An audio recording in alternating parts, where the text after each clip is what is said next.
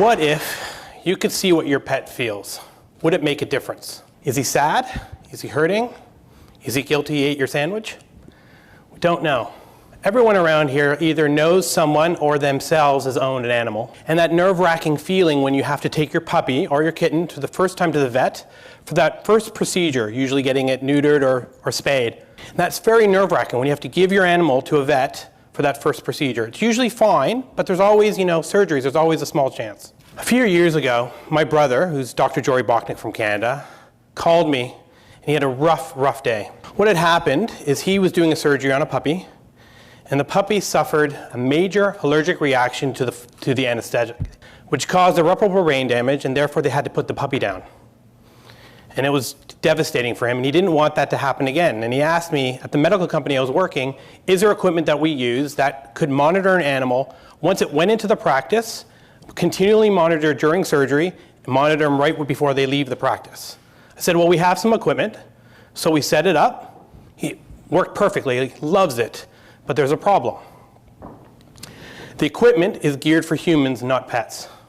So there's a big box, lots of wires. Second of all, human medicine, the price point is way out of whack for a veterinary market. Did you know that post-surgical complications, so deaths caused by post-surgery complications, can be reduced up to 50% with digital monitoring? Now let's look at the current problem. It's a little blurry. There's a dog on a practice doing surgery. One of the main things you notice, it's got wires all over it. EKG, pulse ox, and all those. It's a major problem for vets. Second of all, they're not doing continual monitoring. They're monitoring when the animal is sedated, in surgery, or when it's post-op. Because you can't tell a dog, leave that cable on. They just pull it off. Third, the equipment is very specialized. It only monitors certain vital signs, and that's it. And not combined in that sense. So what we're going to do now is listen to Dr. Jory Bachnick, tell you a little more about current problems in his practice. So this is just an example of a standard surgery and the amount of clutter associated with all of the monitoring devices, whether it's blood oxygenation, electrocardiogram, or blood pressure. All the leads associated with it. And the area of interest that we're working in is his mouth. So there alone, having a device that could measure blood oxygenation and heart rate that is not inside the mouth would free up our surgical field, and that alone is worthwhile. So what is our solution? Our solution is the Wireless Zoo platform.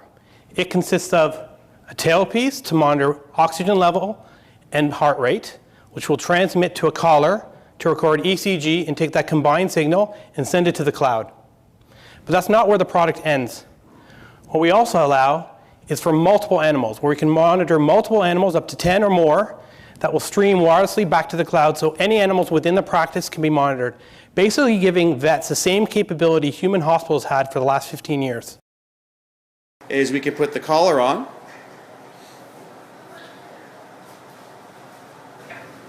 And so now we'll apply a transducer to the tail base. So you can see we've got the collar up front, transducer at the tail base.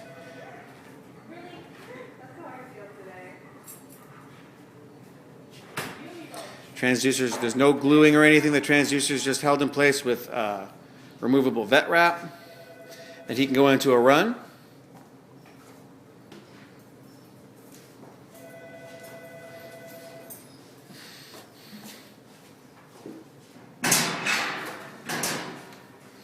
And we can monitor his vitals wirelessly, Bluetooth, easily, improving patient care and creating an entirely new revenue stream.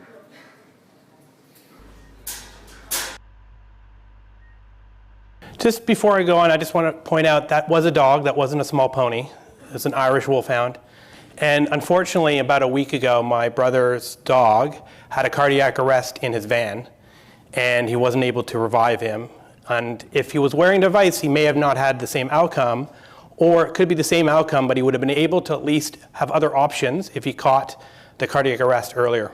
Now, we're predominantly looking at the vet market, but that's not our only market. There are a lot of parallel animal welfare markets that are blue oceans, basically, that we're looking at. We're looking at the equine market, the cattle industry, animal transport, zoos, And while we're sending all the data to the cloud, we're also looking at making that data available for further analysis by the pharmaceutical company and the insurance company, as well as other practices and universities, other facilities that could find the data useful. Now let's go back to the veterinary market. We're predominantly looking at these 7 markets to start our launch in.